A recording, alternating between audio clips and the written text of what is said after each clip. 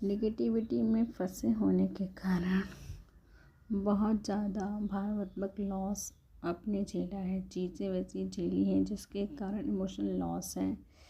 आपको अपनी परिस्थितियाँ बंधी नेगेटिव नज़र आ रही हैं, चीज़ें नज़र आ रही हैं, इसलिए क्योंकि कोई पर्सन है जिसने आपके इमोशंस के संग तगड़ा आघात किया है, इमोशनली बहुत ज़्यादा आपको टॉर्चर किया है, चीज़ें की हैं। एंड एक इमोशनल लॉस यहाँ नेगेटिविटी दिखाई दे रही है। यहाँ पे मुझे आपके पैसों पे भी नज़र रखी गई है, ऐसा यहाँ पे संकेत दिख रहा है। कोई ऐसा व्यक्ति है जिसने किसी की जैसे धन संपदा को, किसी के राइट को, चीज़ों को, उस पर अपना आधिपत्य जमाया है।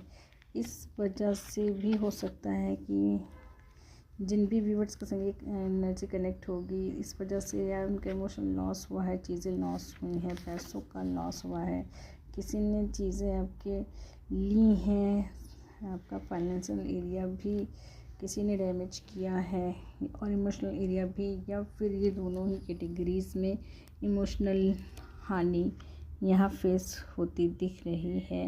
एंड एट ऑफ बैंड्स कर्मा को भी दिखाता है। कर्मा फेसिंग भी आपने बहुत चीज़ें झेली हैं, बहुत बंधा सा है, बहुत तरीके की हानि, नेगेटिविटी, कार्मिक baggage, money loss, health loss, जो किसी ने आपके ऊपर, आपकी संपत्ति पे, चीज़ों पे अपना आधिपत्य दिखाया है, हड़पना, लूटना, ऐसी चीज़ें। एंड लास्ट कार्ड जो आया है वो आता है द क्वीन ऑफ सोर्ड्स, जो कि बहुत ही ब्लेस्ड कार्ड है। ये दिखाता है कि आपके हिस्से का जो न्याय है वो होगा, और जो भी लॉसेस आपने देखा है, झेला है इमोशनली, कार्मिक चीज़ें, कार्मिक बैगेज, बंधन, ये सारी चीज़ें अब रिलीफ होंगी। जो लॉसेस, जो चीज़ें दूसरे के काबू में, बंधन में फंस गई थी, आपके हिस्से के, आपकी राइट्स की चीज़ें, वो सारा न्याय डिवाइन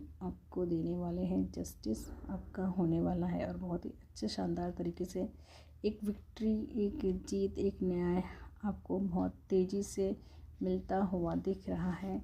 तो जो नेगेटिविटी थी, जो लॉसेस था हेल्थ का, फाइनेंशियल एरिया का, जिसकी वजह से ये कंडीशन होती, वो न्याय इस कार्ड्स के थ्रू आपको होता हुआ दिख रहा है। ये थी छोटी सी रीडिंग, आई होप आपसे रेजोनेट हुई होगी। तो डू सब्सक्राइब माय चैनल। मिलते हैं नेक्स्ट रीडिंग में, तब तक bye, take care, justice, claim it, bye.